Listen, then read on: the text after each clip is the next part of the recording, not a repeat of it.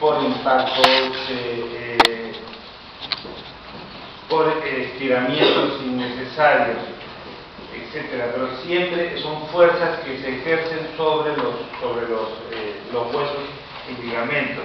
La traumatología no solamente se refiere a huesos, se refiere también a enfermedades articulares, y estas son las más graves, porque si las lesiones involucran la zona de los cartílagos que están en la posición, si uno no hace el tratamiento adecuado y las pone en perfectas piezas como si fuesen rompecabezas, las reacciones del organismo van a provocar un exceso de callo y van a bloquear las articulaciones. Por eso es muy importante que ustedes puedan definir qué está pasando en el organismo, qué tipo de fractura, si es un animal joven, si la lesión es en el cartílago del crecimiento, si es en otro lugar, porque de eso ustedes van a poder tener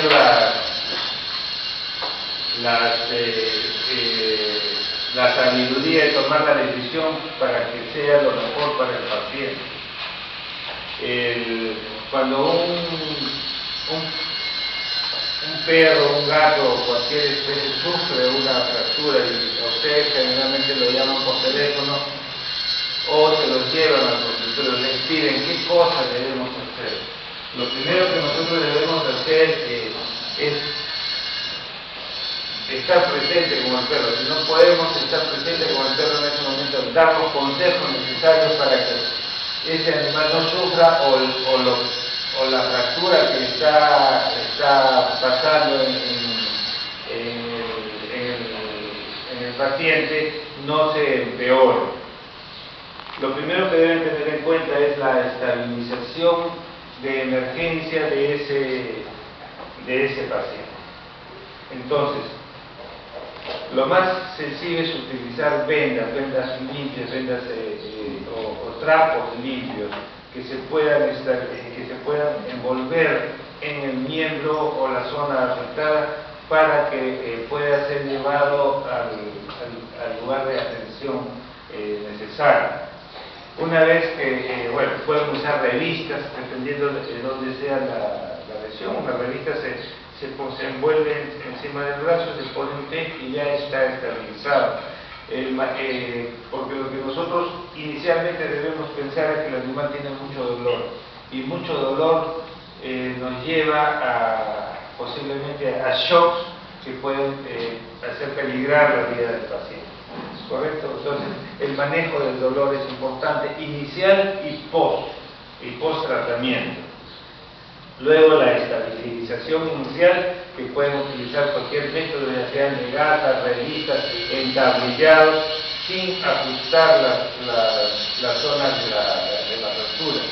Y deben tener presente que cuando una lesión es un hueso largo y nosotros estamos inmovilizando, siempre la inmovilización tiene que ser por delante y por detrás de las articulaciones del hueso que vamos a fijar. Cúbito radio, carpo y codo. Entonces el animal se moviliza de una manera mucho más adecuada. Una vez que hemos manejado el dolor, debemos en primer lugar hacer un examen general del paciente, porque nosotros podemos observar una fractura en tibia y el animal está sufriendo una hemorragia interna o cualquier otro tipo de trastorno que nos va a complicar, y si ustedes se apresuran en hacer la intervención quirúrgica o la manipulación que ustedes quieran hacer, el paciente se puede morir en el acto quirúrgico de tratamiento que están implementando. El examen general, determinamos qué cosa está sucediendo en el paciente, si el paciente está estable, si no está estable, inmediatamente también hay que poner las guías necesarias para empezar a poner los medicamentos que pueda requerir el paciente. Entonces, luego que hemos estabilizado, tenemos al paciente en la camilla de forma más adecuada, procedemos a hacer los diagnósticos. Y el diagnóstico clínico, hacemos la palpación correspondiente y sentimos en fracturas las crepitaciones correspondientes. Hay crepitaciones. Y eso nos indica que ya hay daño interno. Las fracturas, acuérdense que pueden ser abiertas o cerradas. Las abiertas, como su nombre lo indica, hay una exposición del hueso hacia el exterior, y estas son las más complicadas de acuerdo a las bacterias que van a causar trastornos. Y lo que debemos hacer en esos primeros momentos es un lavado adecuado de ese tipo de lesiones, con soluciones jabonosas, soluciones de yodo, y luego hacer la estabilización momentánea. Luego debemos nosotros hacer las tomas radiológicas correspondientes. La radiología es muy importante para poder determinar qué tipo de fractura es. Tenemos fracturas simples, tenemos fracturas compuestas, tenemos fracturas comminutas, tenemos fracturas en Salter-Harris. Las fracturas de Salter-Harris son aquellas que ocurren en las fisis o en las epífisis de los huesos de los animales en crecimiento. Y estas son muy importantes que ustedes deben tener en cuenta, porque una lesión en la fisis, si es muy grave, generalmente frena el desarrollo del paciente. Y entonces nosotros, al conversar con los propietarios, les explicamos: hay una lesión en la fisis de crecimiento y es muy posible que tal hueso no crezca adecuadamente, y que a futuro, al tener la deformidad del miembro, entonces vamos a hacer la terapia adecuada para poder corregir esa desviación. Entonces, acuérdense que son 5 las fracturas de Salter-Harris, como se llama, o... ¿Puede escribirlo? ¿Cómo se llama? Salter-Harris. Salter,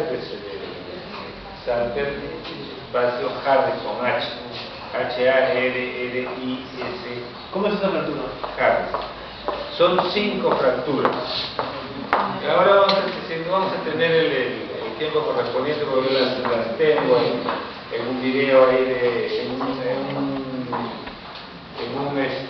CD de radiología. La primera fractura, la Salter-Harris tipo 1, la fisis se separa o se desplaza. Ahí no hay, solamente hay un desplazamiento. Y estas fracturas son fáciles de curar, no tienen mayores complicaciones. ¿Por qué? Porque una vez soldado, el cartílago de crecimiento no ha sufrido ningún tipo de lesión. La fractura Salter-Harris tipo 2, hay una afectación de la fisis de crecimiento y una porción de la metáfisis. Esta tampoco revierte características graves. La tercera fractura Salter-Harris tipo 3, hay una afectación de la fisis de crecimiento y parte de la epífisis. O sea, la epífisis es la que está en aposición con el otro hueso. Por lo tanto, esta ya revierte características mucho más graves, ¿correcto? Porque si uno no hace bien la posición, la formación de callo va a ser tal que si no bloquear la articulación, va a provocar una enfermedad osteoarticular a futuro, que es grave. La fractura Salter-Harris tipo 4